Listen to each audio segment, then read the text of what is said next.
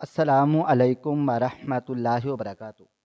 میں اپنی ساس کا ابارشن کروانے کلینک آئی کیونکہ وہ بیوہ تھی اور حاملہ ہو گئی تھی۔ حالانکہ 5 وقت کی نمازی تھی، میری ساس نے روتے ہوئے مجھ سے فریاد کی کہ میرے بیٹے کو مت بتانا ورنہ وہ جان سے مار ڈالے گا۔ میں نے شوہر سے یہ بات چھپا لی، مگر کچھ ماہ کے بعد وہ دوبارہ حاملہ ہو گئی۔ مجھے اس سے کراہت سی محسوس ہونے لگی۔ ایک رات میں نے کیمرہ اس کے کمرے میں لگا دیا کہ کیا چکر ہے۔ اگلے روز ریکارڈنگ دیکھی تو ہوش اڑ گئے، کیونکہ ساس تو میری شادی ارحم سے ہوئی۔ تو میرے دل میں یہ خوف سا تھا کہ وہ خوف جو بچپن میں ہی ہمارے دلوں میں بٹھا دیا جاتا ہے، ساس نامی بلا کا خوف۔ مجھے بھی یہ ڈر تھا کہ نہ جانے میری ساس کیسی ہوگی، وہ مجھ پر سختی کرے گی، مجھے میرے شوہر سے دور کرنے کی کوشش کرے گی، کیونکہ شروع سے ہی میں ایسی باتیں سنتی آ رہی تھی اور دیکھتی آ رہی تھی۔ بے شک ارحم میری محبت تھا اور اس سے میں پسند کی شادی کرنے جا رہی تھی۔ وہ مجھے چاہتا تھا کیونکہ ہم ایک ہی یونیورسٹی میں پڑھے لکھے تھے۔ وہ خاموش اور سنجیدہ انسان تھا، مگر اندر سے بہت ہی گہرا، جیسے کوئی راز چھپا کر بیٹھا ہو۔ کبھی کبھی وہ مجھے ایک سخت اخروٹ میں لپٹا ہوا نظر آتا تھا، اوپر سے سخت مگر اندر سے نرم اور ٹوٹا ہوا۔ جب اس نے مجھ سے کہا کہ کیا تم میری زندگی میں شامل ہونا چاہو گی جائز طریقے سے، تو وہ دن میری زندگی کا سب سے بڑا دن تھا۔ جب ایک لڑکی کو اس کی محبت ملنے کا خواب تعبیر کی صورت میں نظر آتا ہے، مگر ایک حقیقت کی تلوار جو ہر وقت سر پر لٹکی رہتی، وہ ساس نامی بلا کی تھی۔ اور یہ خوف کوئی وہم نہیں تھا، کیونکہ میری دونوں بڑی بہنیں جو شادی شدہ تھیں، وہ آئے دن ہی ہمارے گھر پائی جاتی اور اپنی ساس کی بد تعریفی اور اس کے سلوک کے برے برے قصے ہمیں سناتی۔ میں شروع سے ہی ایسے قصے سن سن کر جوان ہوئی تھی، اور جب یہ حال اپنی بہنوں کا بھی دیکھا تو میرے دل میں ڈر اور بھی شدت پکڑنے لگا۔ میری بہنوں نے بھی اپنے شوہروں سے پسند کی شادی کی تھی، مگر ان کا کہنا تھا کہ شادی کے بعد ان کی ساس نے ان کے شوہروں سے ان کو بدظن کر دیا ہے، اور اب وہ ویسے نہیں رہے جیسے پہلے تھے۔ مجھے ارحم پر بھروسہ تھا، اپنی محبت پر بھروسہ تھا، مگر ان باتوں کو بھی نظر انداز نہیں کر سکتی تھی۔ ایسی سوچوں کے درمیان میرا ارحم کے ساتھ رشتہ پکا ہو گیا۔ میری ساس 3 4 دفعہ ہی ہمارے گھر آئی تھی۔ وہ دیکھنے میں تو بہت ہی معصوم اور مذہبی قسم کی عورت لگتی تھی۔ ان کا انداز اور اخلاق بہت ہی اعلیٰ درجے کا تھا، مگر میری بہنوں نے مجھے شروع دن سے ہی بتا دیا تھا کہ اس کی چکنی چپڑی باتوں میں مت آنا۔ یہ ساس بڑی ظالم ہوتی ہے، اور اوپر سے کچھ اور اندر سے کچھ اور اور اصل پتہ تب ہی چلتا ہے جب تمہاری شادی ہو جائے گی۔ ان سوچوں کے ساتھ میں رخصت ہو کر ارحم کے گھر چلی گئی۔ شروع میں سب کچھ بہت اچھا تھا۔ میرا ساس میرا بہت خیال رکھتی تھی، مجھے بہت زیادہ کام نہیں کرنے دیتی تھی، اور گھر میں تھا ہی کون۔ ارحم تو صبح سویرے آفس کے لیے چلے جاتے اور پیچھے رہ جاتی میں اور میری ساس، کیونکہ وہ بیوہ تھی، ان کے شوہر کا انتقال ہو چکا تھا۔ میں نے سنا تھا کہ وہ ایک آرمی افیسر تھے اور ایک مقابلے میں ان کا قتل ہو گیا تھا۔ مجھے اپنی ساس کی زندگی پر افسوس تو تھا، ہمدردی بھی تھی، مگر میں محتاط رہنا نہیں بھولتی تھی۔ میری بہنیں روز فون کر کے پوچھتی تھی، آج تمہاری ساس نے کیا کیا؟ آج تمہاری ساس نے تمہارے شوہر کے کان کس طرح سے بھرے؟ یقیناً ارحم کا رویہ تمہارے ساتھ بدل گیا ہوگا۔ میں ان کی باتیں سن کر حیران رہتی۔ میں نے کہا، ایسا ابھی تو کچھ بھی نہیں ہے، اور نہ ہی کچھ ہوا ہے، کیونکہ میری ساس بہت زیادہ پرہیزگار اور نیک عورت ہیں۔ وہ میرا بہت زیادہ خیال رکھتی ہیں، وہ مجھ سے بہت پیار کرتی ہیں۔ میری بہنیں یہ سن کر ہنسنے لگتی، کہنے لگیں کہ ایک وقت آئے گا جب تم اسی ساس کی بدتریفیں ہمیں فون کر کے بتاؤ گی اور پھر تمہیں ہماری ساری باتوں پر یقین آ جائے گا کہ ہم غلط نہیں کہتے تھے۔ میں نے کہا چلو وقت آنے پر دیکھا جائے گا، ابھی تو ارحم میرے ساتھ بہت زیادہ خوش ہے، مجھے گھمانے کے لیے جاتا ہے، شاپنگ کرواتا ہے، مگر ساس کو کوئی اعتراض نہیں ہوتا۔ اور یہ سچ بھی تھا، کیونکہ میری ساس بہت اچھی اور نیک خاتون معلوم ہوتی تھی، چاہے ان کے اندر جو بھی تھا، مگر اوپر سے وہ بالکل کسی فرشتہ صفت عورت کی طرح دکھائی دیتی تھی۔ شادی کے بعد کہ وہ 6 ماہ کسی حسین خواب کی طرح گزرے تھے، ارحم میرے ساتھ خوش تھا اور میری ساس واقعی ایک فرشتہ صفت معلوم ہوتی تھی۔ 5 وقت کی نماز، روزے اور مسلسل خدمت خلق، وہ محلے کے غریب بچوں کو قرآن پاک پڑھاتی اور کبھی کسی نے ان کی زبان سے کوئی کڑوی کسیلی بات نہیں سنی تھی۔ مجھے اپنی بہنوں پر ترس آتا جو اپنی ساسوں کے ظلم کے قصے سناتی تھی، اور میں دل ہی دل میں اللہ کا شکر ادا کرتی تھی کہ اس نے مجھے اتنی نیک اور بےزر انسان ساس دی ہے۔ لیکن قدرت کو شاید کچھ اور ہی منظور تھا، اس مثالی پردے کو ایک دن اچانک پھٹنا ہی تھا۔ ایک صبح میں نے دیکھا کہ ساس وضو کر رہی ہیں تو ان کا چہرہ زرد تھا اور وہ بہت کمزور لگ رہی تھی۔ میں نے فوراً سے پوچھا، امی جان کیا طبیعت ٹھیک نہیں ہے؟ وہ جلدی سے سنبھل گئی اور کہا، نہیں بیٹی، بس تھوڑی سی کمزوری محسوس ہو رہی ہے، روزے ہیں نا اس لیے۔ مگر مجھے ان کی آنکھوں میں ایک عجیب سی گھبراہٹ نظر آئی تھی، جیسے انہوں نے فوراً سے پردے کے پیچھے چھپا لیا۔ مجھے لگا شاید یہ میرا وہم ہے۔ میں نے ساس سے ان کی طبیعت کا پوچھا تو یہ مسکرا دی اور کہنے لگی کہ میں ٹھیک ہوں بیٹا۔ میں بھی بے فکر ہو گئی کہ سب کچھ ٹھیک ٹھاک ہے، مگر کچھ بھی ٹھیک نہیں تھا۔ 2 ہفتے کے بعد یہ معاملہ مزید بڑھ گیا تھا۔ ان کی قے اور متلی کی شکایات بڑھ گئی تھیں اور انہیں اکثر چکر آنے لگتے تھے۔ میں نے ارحم سے ذکر کیا تو وہ زیادہ توجہ نہ دے سکا، کیونکہ وہ اپنے کام کاج میں بہت زیادہ مصروف رہتا تھا۔ میں نے ایک دن ہمت کر کے ان کو ڈاکٹر کے پاس چلنے کو کہا۔ انہوں نے بہت انکار کیا، کہنے لگی کہ بس معمولی سی کمزوری ہے، ٹھیک ہو جاؤں گی، تم پریشان کیوں ہوتی ہو بیٹی؟ میں ان کی اس قدر لاپرواہی پر ناراض ہو گئی۔ میں نے کہا کہ اماں جی، آپ اپنا بالکل بھی خیال نہیں رکھتی، کیا ضرورت ہے کام کرنے کی، میں سارے کام خود کر لیا کروں گی۔ میری ساس مسکرا کر بولی کہ کوئی بات نہیں، میں بالکل ٹھیک ٹھاک ہوں، بس معمولی سے چکر آئے ہیں، شاید کوئی بد ہضمی ہو گئی ہو یا فوڈ پوائزننگ کا اثر ہو، سب ٹھیک ٹھاک ہو جائے گا، تم پریشان مت ہو۔ میری ساس نے مجھے تسلی دی اور میں اس بار بھی چپ کر کے بیٹھ گئی۔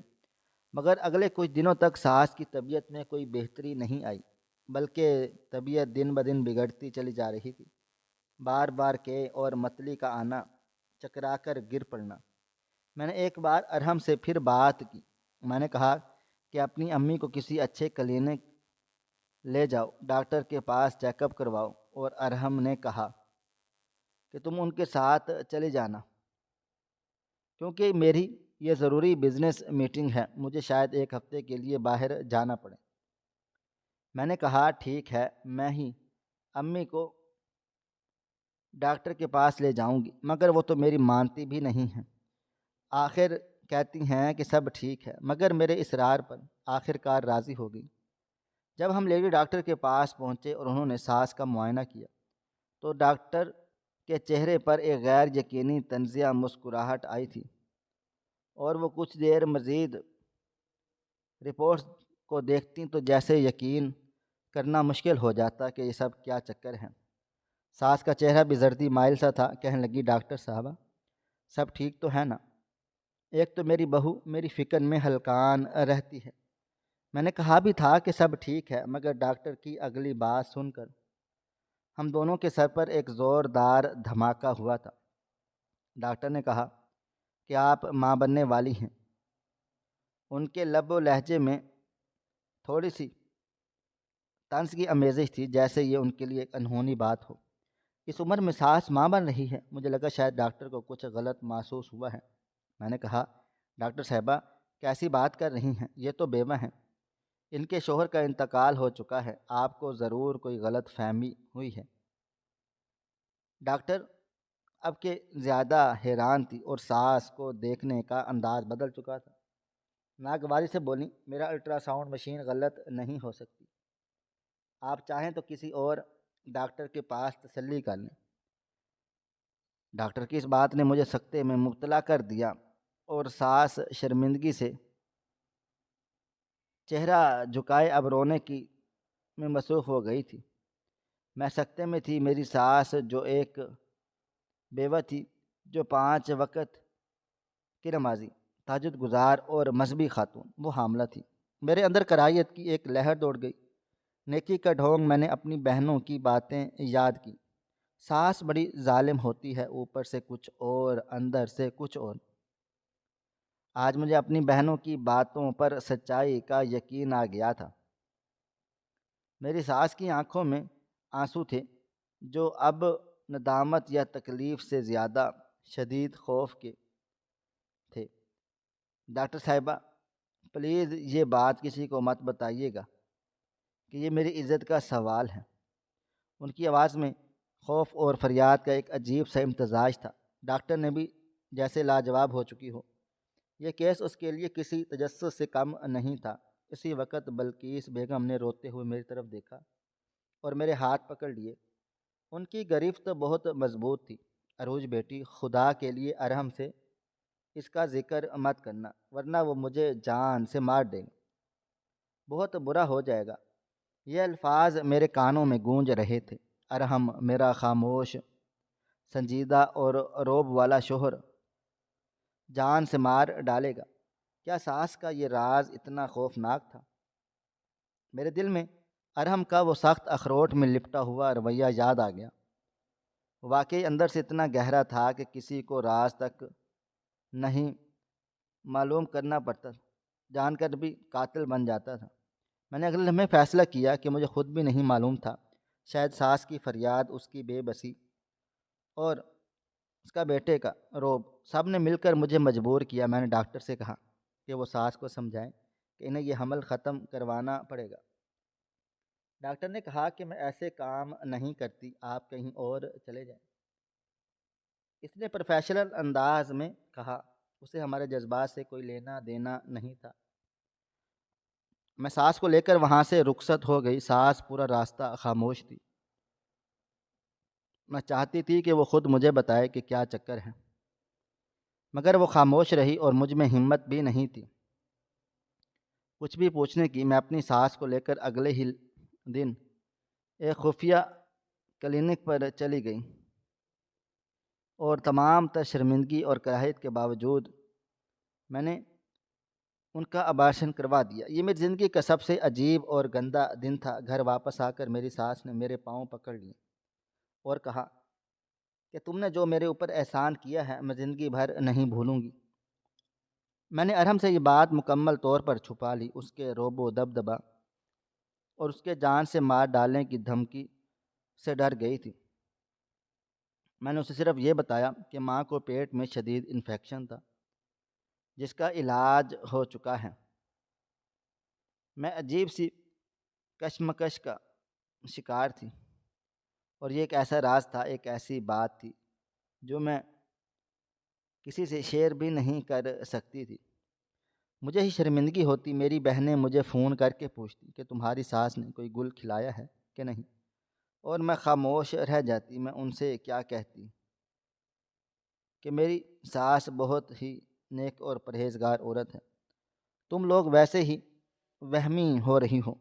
ان کا شاید کہنے کا مطلب یہ تھا کہ تمہاری ساس تمہارے اور ارحم کے درمیان حائل ہونے کی کوشش تو نہیں کی، مگر میں ان کو کیا بتاتی کہ انہوں نے کیسا شرمناک گل کھلایا ہے۔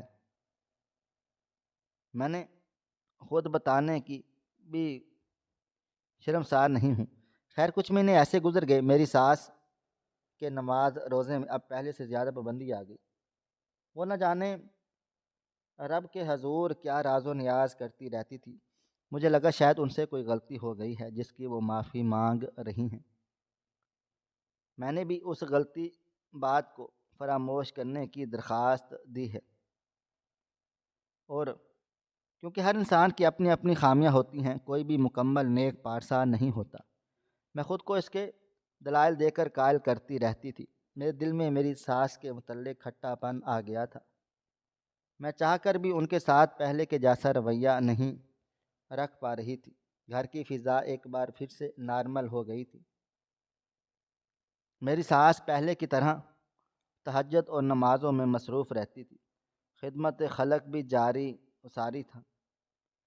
میں ہر وقت یہی سوچتی رہتی تھی کہ یہ کیسی پرہیزگاری ہے جو بند کمروں میں ٹوٹ جاتی ہے۔ کبھی کبھی مجھے لگتا کہ جیسے میں ارحم کو دھوکہ دے رہی ہوں اپنی ماں کے متعلق۔ اس لیے میں نے دل میں فیصلہ کر لیا تھا کہ میں جلد ہی ارحم کو سب کچھ بتا دوں گی، مگر پھر وہ خوف یاد آ جاتا۔ میرے بیٹے کو مت بتانا ورنہ وہ جان سے مار ڈالے گا۔ یہ ایک ایسا خوف میں لپٹا ہوا جملہ تھا جس نے کچھ بھی بتانے سے منع کر رکھا تھا، مگر ارحم کو نہ بتا کر شاید میری زندگی کی سب سے بڑی بھول کر دی گئی تھی۔ خدا کا کرنا یہ ہوا کہ چند ماہ کے بعد میری ساس کی طبیعت پھر سے بگڑنے لگی۔ وہی چہرے کی زردی، وہی متلی، وہی کمزوری۔ میرے شک کو یقین میں بدلنے میں دیر نہیں لگی۔ جب میں نے ان سختی سے ٹوک کر ڈاکٹر کے پاس چلنے کو کہا تو وہ پھوٹ پھوٹ کر رو پڑی اور کہا کہ جانے کی ضرورت نہیں ہے، میں پھر سے حاملہ ہوں۔ یہ بات سن کر پھر سے میرے راؤنڈ پر کھڑے ہو گئے تھے۔ اتنی بے شرمی، اتنے بڑا گناہ، اور وہ رات کے اندھیرے میں چھپ کر کر رہی تھی۔ مجھے بالکل سکتہ ہو چکا تھا۔ وہ بے بسی کی تصویر بنے میری طرف دیکھ رہی تھی اور ہاتھ جوڑے ہوئے کھڑی تھی۔ کہنے لگی، بیٹے سے کچھ بھی مت بتانا۔ خدا کے لیے مجھے کچھ بھی سمجھ نہیں آ رہی تھی، یہ سب کچھ ہو کیا رہا ہے۔ اس گھر میں اتنا گھناؤنا گناہ ہو رہا تھا، اور میری ساس کہتی تھی کہ میں اپنے شوہر سے کچھ بھی نہ کہوں۔ اگر کل کو میرے ساتھ کچھ بھی معاملہ ہوتا تو کیا وہ بھی خاموش رہنے کا کہتی؟ یہ سوال کتنا بڑا سوال تھا جس نے میرے دل و دماغ کو دہلا کر رکھ دیا تھا۔ اب مجھ سے مزید ہمت اور صبر نہیں تھا۔ میری ساس کا مثالی روب و دبدبا اب میرے لیے ایک بدترین مکروہ فریب بن چکا تھا۔ میں نے فیصلہ کر لیا کہ اب میں یہ راز نہیں چھپاؤں گی، اور ارحم کو جو کرنا ہے کرے، مگر میں یہ گناہ کا بوجھ نہیں اٹھاؤں گی۔ میں نے ساس کو گھر میں ہی ابارشن پلز لا کر دے دیں۔ یہ سب کچھ کرتے ہوئے مجھے انتہائی قہر محسوس ہو رہی تھی۔ میں اپنے آپ کو گناہوں میں لپٹا ہوا کوئی وجود سمجھ رہی تھی جو کسی کا گناہ چھپانے کے لیے یہ سب کچھ کر رہی تھی۔ مجھے لگا جیسے ساس کے ساتھ میں بھی اتنی ہی گناہ گار ہو رہی ہوں، مگر میں مجبور اور بے بس عورت بن چکی تھی۔ ایک ساس کی بے بسی اور مجبوری تھی کہ اس کی آنکھوں کی فریاد تھی کہ کسی کو کچھ بھی نہ بتانا، اور دوسری طرف میرا ضمیر جو مجھے بار بار ملامت کر رہا تھا کہ تم یہ کیا کر رہی ہو۔ اب میں نے ساس کے معاملات کو باریک بینی سے دیکھنا شروع کر دیا تھا، کیونکہ وہ تو اپنے منہ سے کوئی بات بھی نہیں بتا رہی تھی۔ میں نے فیصلہ کیا کہ میں ساس پر نظر رکھوں گی۔ بظاہر یہ ایک گناہ کا کام تھا، لیکن ہمیں کسی پر نظر نہیں رکھنی چاہیے، نہ ہی کسی کی جاسوسی کرنی چاہیے۔ مگر میں مجبور تھی۔ مجھے حقیقت تک جانے کا صحیح راستہ نظر آ گیا تھا۔ پہلے میں ثبوت اکٹھے کرنا چاہتی تھی، پھر ہی ارحم کو اس حقیقت کے بارے میں بتانا چاہتی تھی کہ تاکہ وہ بھی خوش ہو جائیں۔ سارے ثبوتوں کو مدنظر رکھ کر، اور مجھے بھی تو پتہ چلے کہ ساس رات کے اندھیرے میں کیا کیا گل کھلا رہی ہے۔ ساس کا نماز روزہ اور تہجد گزاری عروج پر تھا۔ مجھے تو اب یہ سب کچھ ایک منافقت اور ڈرامے بازی لگ رہی تھی۔ محلے کی عورتیں میری ساس سے صلاح لینے کے لیے آتی تھیں، اور مجھے ہنسی آ جاتی تھی کہ ایک عورت ایسی عورت سے مشکل سے مشورے لینے آ رہے تھے جو خود گناہوں میں ڈوبی ہوئی ہے۔ ایسی عورت سے نیکیوں کے درس لیے جا رہے ہیں۔ جب بھی ساس ان کو دینی تعلیم دیتی یا قرآن پاک کی کوئی حدیث یا کوئی مسئلہ بیان کرتی تو میں تن سے ہنس دیتی۔ میری بہنیں جو اپنی ساس کی بدتریفی کرتی تھیں، مجھے تو وہ ساسیں فرشتہ صفت معلوم ہوتی تھیں۔ کم از کم ان میں تو اس طرح کی کوئی برائی نہیں تھی۔ میری ساس میں تھی ایسی برائی جس کے بارے میں میں ان کو بتا بھی نہیں سکتی تھی، کیونکہ اب یہ میرے گھر کا معاملہ بن چکا تھا اور مجھے خود ہی اس کی کھوج لگانی تھی۔ اب بس میں موقع کی انتظار میں تھی، کب مجھے موقع ملے اور کب میں ساس کے رنگے ہاتھوں پکڑوں۔ ایک رات جب ارحم گھر سے باہر کسی بزنس ٹرپ پر گیا ہوا تھا، میں نے ہمت کی، میں نے اپنے بھائی کے دیے ہوئے ایک چھوٹے وائرلیس کیمرے کو ساس کے کمرے میں لگا دیا، ایک اونچی شیلف پر رکھا، ایسی جگہ نصیب کیا جہاں سے ان کا سارا کمرہ نظر آتا تھا۔ یہ کیمرہ صرف رات کے وقت ہی ریکارڈنگ کے لیے لگایا گیا تھا۔ میرے اندر کا تجسس، خوف اور کراہیت اب حد سے زیادہ بڑھ چکی تھی۔ میں یہ جاننا چاہتی تھی کہ وہ کون ہے، وہ شخص جو رات کے اندھیرے میں میری بیوہ 5 وقت کی نمازی ساس کے کمرے میں آتا ہے۔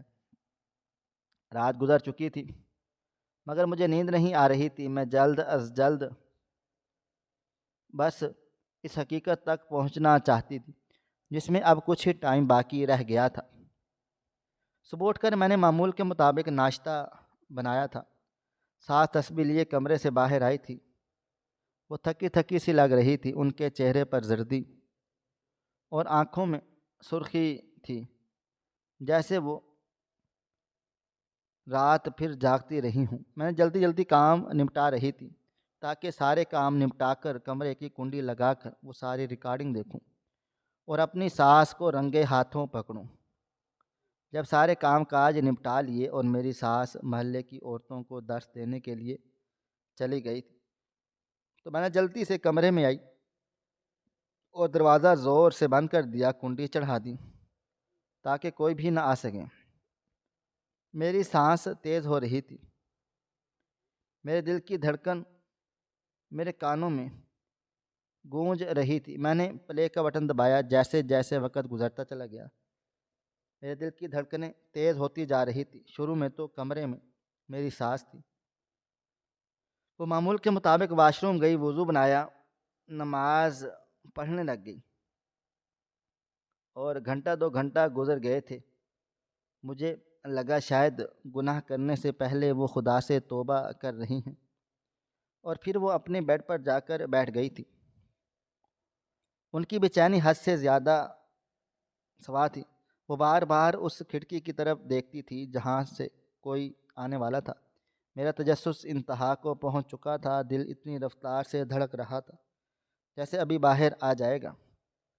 اب تو وہ وقت قریب تھا جب میں ساری سچائی تک پہنچنے والی تھی۔ تھوڑی دیر کو کمرے میں بالکل خاموشی چھائی رہی تھی۔ میری ساس زبان پر ورد کر رہی تھی، بار بار درود پاک کی طرف دیکھ رہی تھی اور پھر کھڑکی کی طرف سے مجھے لگا شاید کھڑکی سے اس گناہ گار کا داخلہ ہوگا جس نے میری ساس کو اس عمر میں بدنام کر دیا۔ کچھ گھنٹے کی بے رنگ خاموش فوٹیجز چلتی رہی۔ آدھی رات کو میں نے دیکھا کھڑکی آہستہ سے کھلی اور کمرے میں ایک سایہ نمودار ہوا تھا، داخل ہوا۔ وہ میری ساس نہیں تھی، وہ قد میں کافی بڑا اور انتہائی کمزور سا تھا۔ وہ لڑکھڑاتا ہوا آگے بڑھا اور اس بستر پر جا بیٹھا میری ساس کے بالکل پہلو میں اور اس کا ہاتھ تھام کر چومنے لگا، یوں جیسے عقیدت سے چومتے ہیں۔ کمرے میں نیم اندھیرا سا تھا، اس لیے میں اس شخص کا چہرہ نہیں دیکھ پائی تھی، مگر میرے دل میں یہ دھڑکنیں میرے کانوں میں شور مچا رہی تھی۔ پھر اچانک سے کمرے کی بتی چل جائے شاید ساس نے لائٹ آن کی اور میرے 14 طبق روشن ہو گئے، کیونکہ ساس کے پاس جو آدمی بیٹھا ہوا تھا وہ کوئی اور نہیں بلکہ میرا اپنا ہی۔ جب میری نئی نئی شادی ہوئی تھی تو میں اپنے شوہر کے ساتھ بہت زیادہ خوش تھی۔ مگر مجھے لگتا تھا کہ وہ اندر سے کچھ چھپا رہا ہے، اس کے اندر کوئی ایسا راز پنپ رہا ہے جو شاید وہ مجھے بھی ارسلان نہیں بتانا چاہتا، کیونکہ میں تو اس کی بیوی تھی، اور بیوی تو شوہر کا لباس ہوتی ہے، مگر اس کے اندر بہت کچھ چلتا رہتا تھا۔ میں اپنی ہر چھوٹی چھوٹی بات اسے بتاتی رہتی تھی، مگر وہ شاید بہت کچھ چھپا جاتا تھا۔ میں اس کے ماضی کے بارے میں سوال کرتی رہی تو اس کی آنکھوں میں خالی پن سا اتر آتا، اور ایک حقیقت واضح طور: کبھی میرے ماضی کے بارے میں سوال مت کرنا، اور میں خاموش ہو جاتی۔ شاید اس کے راز کا احترام کرتی۔ محلے میں بھی کافی سارے لوگ تھے جو باتیں کرتے تھے، مگر میری ساس ان کی بات کو نظر انداز کر جاتی تھی، خاص طور پر جب بھی ان کے شوہر کا ذکر ہوتا تو وہ بجائے رنجیدہ ہونے کی اور بھی ایک عجیب سے خوف میں سمٹنے لگ جاتی تھی، جیسے یہ ایک موضوع ہے جس کے ساتھ بے پناہ خوف جڑا ہوا ہے۔ میں نے بھی ساس کے سامنے کبھی اس کے شوہر کا ذکر نہیں کیا تھا، کیونکہ میں جانتا تھا یہ ایک ایسا موضوع ہے کہ جس میں ہمارے گھر میں احتیاط کی جاتی ہے، اور خاص طور پر ارحم تو اس موضوع سے چڑھتا تھا۔ مگر ایک دن ایک پرانی عورت محلے کی آئی، کافی بوڑھی اور ضعیف تھی۔ اس دن میری ساس گھر پر نہیں تھی۔ میں نے ڈرتے ڈرتے سوال کیا، ارحم کے والد ایک بہت بڑے آرمی افسر تھے، ان کا انتقال ہو گیا، مگر نہ جانے کیوں اس گھر میں ان کا ذکر نہیں کیا جاتا۔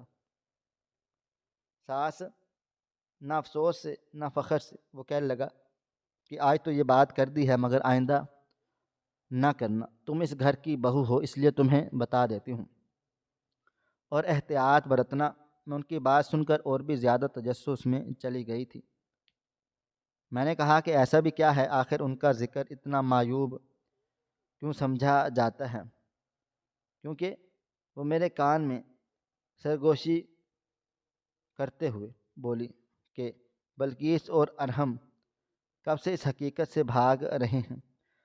میں بہت ساری جگہوں بدل چکے ہیں، مگر دشمن آج بھی ان کے پیچھے ہے۔ اگر تم اپنے سسر کی کھوج لگانے میں بیٹھ جاؤ گی تو دشمن پھر سے تمہیں ڈھونڈ لیں گے، اس لیے خاموش رہو۔ میں نے آج تک ان کی بات نہیں کھولی، اور اس کے بعد واقعی میں نے سسر کا ذکر کبھی نہ کیا۔ کبھی سسر کا ذکر اس گھر میں شجرہ ممنوعہ کی طرح ہو گیا تھا، اور آج اس کیمرے کی ریکارڈنگ مجھ پر ایک ہلکا سا انکشاف ہوا تھا کہ وہ میرے پیروں تلے سے زمین کھینچ نکل گئی تھی۔ جس سسر کو میں سمجھ رہی تھی کہ وہ مر چکے ہیں، وہ پوری حقیقت کے ساتھ زندہ و جاوید تھے میری آنکھوں کے سامنے۔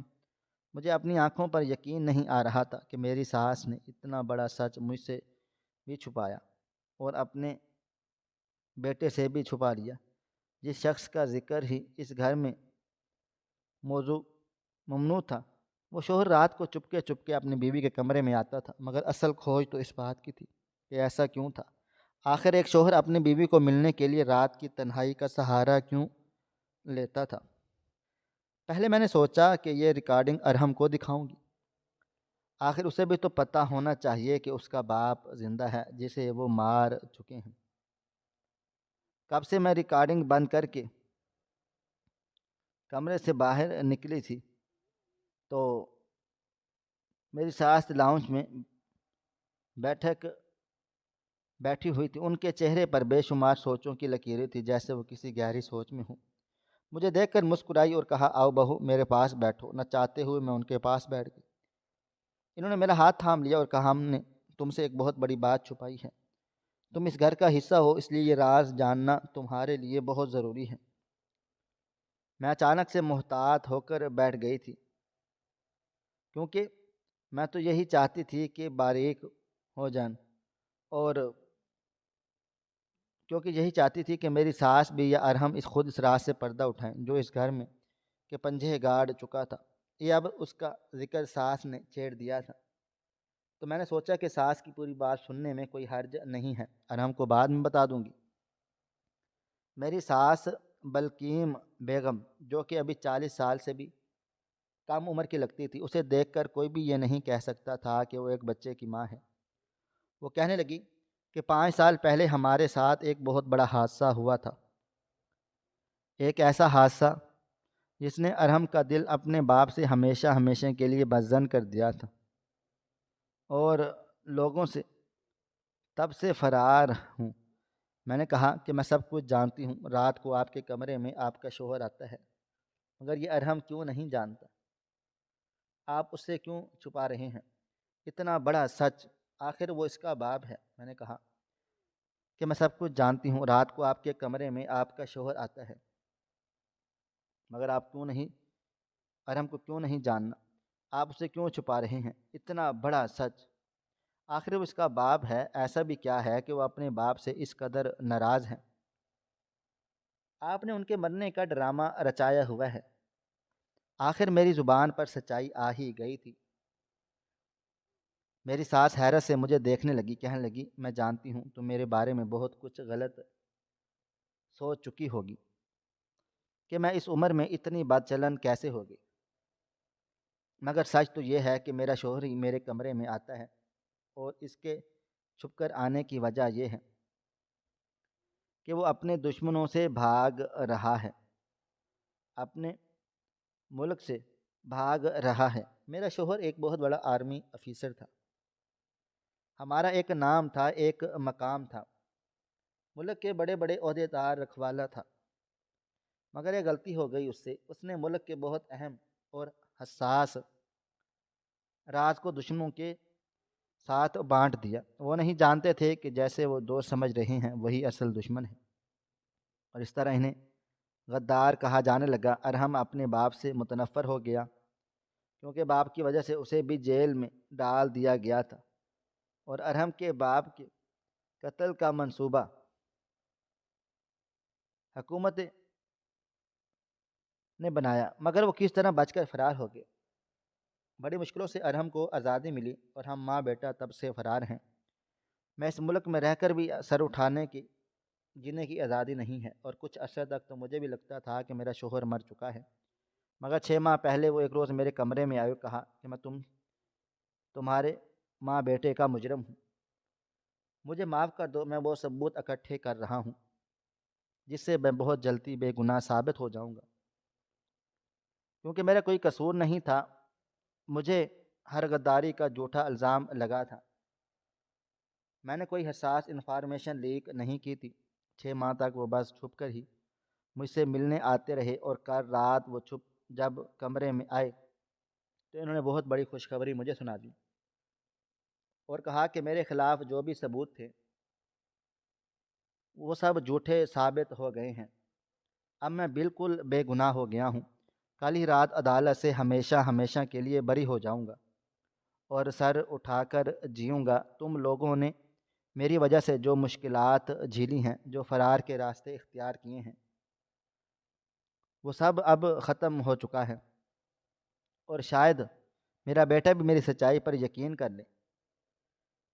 ان کی بات سن کر میں بہت زیادہ خوش ہو گئی تھی، اتنی خوش ہوئی کہ سوچا تمہیں یہ سب کچھ بتا دوں، کیونکہ تم اس گھر کا حصہ ہو۔ اپنی ساس کی باتیں سن کر میری آنکھوں سے آنسو رواں ہو گئے۔ بعض اوقات ہم جس انسان کو غلط سمجھتے ہیں اور اس پر نہ جانے کیسے کیسے الزام لگا دیتے ہیں، کیسے کیسے بہتان باندھ دیتے ہیں، حقیقت میں کچھ اور ہی ہوتا ہے۔ میری ساس واقعی ہی نیک اور پاکیزہ عورت تھی، اس میں کوئی شک نہیں تھا، اور آج تو انہوں نے اپنے سے جو اعتراف کیا تھا، جو میں نے کیمرے کے اندر دیکھا تھا، ساری سچائی سامنے آ گئی۔ ایک دم سے میرے دل میں جو بھی ان کے لیے غلط گمان تھا زائل ہو چکا تھا۔ میں نے کہا کہ یہ خوشخبری ماں ارحم کو ہم مل کر بتائیں گے، تاکہ وہ بھی سر اٹھا کر جی سکے۔ میری ساس خوش ہو گئی تھی، کہنے لگی تمہارا دل بہت بڑا ہے، ورنہ کوئی اور ہوتی تو مجھے پورے زمانے میں رسوا کر دیتی، مگر تم نے میرا پردہ رکھا، تم نے میرا راز رکھا، اور میں جتنا بھی شکریہ ادا کروں کم ہے۔ میں نے اپنا بچہ اس لیے ضائع کروا دیا کیونکہ میں اس عمر میں لوگوں کی باتیں نہیں سننا چاہتی تھی۔ اللہ مجھے معاف کر دے۔ میری ساس پھر سے رونے لگ گئی تھی۔ میں نے انہیں تسلی دی رات کو جب ارحم گھر واپس آیا تو ہم دونوں اس کے انتظار میں بیٹھی تھیں۔ وہ ہمیں دیکھ کر چونک گیا، کہنے لگا لگتا ہے آج کچھ بڑی خبر ہے۔ ہم نے اسے سارا سچ بتا دیا۔ وہ کچھ لمحے تو بالکل گمسم سا رہا تھا اور پھر دیکھنے لگا، کہنے لگا کہ میں جانتا ہوں، کیونکہ بابا مجھے آفس میں ملنے آئے تھے، انہوں نے مجھ سے معافی مانگی ہے، حالانکہ معافی تو مجھے مانگنی چاہیے۔ میں ہی ایک بہت برا بیٹا ثابت ہوا ہوں۔ جس مقام پر مجھے ان کو سپورٹ کرنا چاہیے تھا میں نے ان کی مخالفت کی، ان سے نفرت کی۔ ساری دنیا اگر انہیں غدار کہہ رہی تھی تو کم از کم مجھے ان پر یقین کرنا چاہیے تھا، مگر نہ جانے کیوں میں ایک اچھا بیٹا ثابت نہیں ہوا۔ اور وہ پھوٹ پھوٹ کر رونے لگا۔ میری ساس نے اسے اپنے سینے سے لگا لیا اور کہا کہ بیٹا اب رونے دھونے کے دن اور بھاگنے کے دن چلے گئے، اب ہم ساتھ ہمیشہ ہمیشہ رہیں گے، سر اٹھا کر جئیں گے، کیونکہ تمہارے بابا کوئی غلط آدمی نہیں ہے۔ اتنے میں ارحم کے بابا، جو کہ ایک آرمی افسر تھے، بہت بڑے مرتبے پر فائز تھے، گھر کے اندر داخل ہوئے۔ میں ان کے احترام میں کھڑی ہوگی، انہوں نے میرے سر پر ہاتھ رکھا۔ ان کا شفقت بھرا ہاتھ میرے لیے ایک خاموش حفاظت کا سندیشہ تھا، ایک ایسا سکون بھرا احساس کہ اب ہمیں کبھی بھی اکیلا نہیں چھوڑیں گے۔ میری ساس اور ارحم دونوں ہی ان کو دیکھ کر بہت زیادہ آبدیدہ ہو گئے تھے۔ ارحم نے انہیں بہت زور سے گلے سے لگا لیا تھا اور کہا کہ مجھے معاف کر دیں، میں اب اچھا بیٹا بننے کی کوشش کروں گا، اور مجھے آپ پر فخر بھی ہے۔ پورے پاکستان کو آپ پر فخر ہونا چاہیے۔ میرے سسر مسکرا دیے اور کہا کہ مجھے کسی سے کوئی غرض نہیں، بس اگر تم لوگوں کو مجھ پر بھروسہ ہے تو دنیا کی کوئی طاقت مجھے غدار ثابت نہیں کر سکتی۔ اور یوں ہمارا خاندان، ہمارا گھرانہ، ہماری فیملی ایک دفعہ پھر سے مکمل ہو چکی۔ وہ جو اس گھر میں پہلے ایک خلا موجود تھا، اب وہ زائل ہو چکا تھا، کیونکہ ساری کمی تو پوری ہو گئی تھی۔ ناظرین، آپ کو ہماری آج کی کہانی کیسی لگی؟ کمنٹ باکس میں اپنی رائے کا اظہار ضرور کریں۔ مزید اس طرح کی سبق آموز کہانیاں سننے کے لیے ہماری ویڈیوز کو لائک کریں، شیئر کریں اور ہمارے چینل ایس ایف سٹوریز کو ضرور سبسکرائب کر لیں۔ ملتے ہیں کل ایک نئی اور دلچسپ کہانی کے ساتھ، تب تک اپنا ڈھیر سارا خیال رکھیے گا۔ اللہ حافظ۔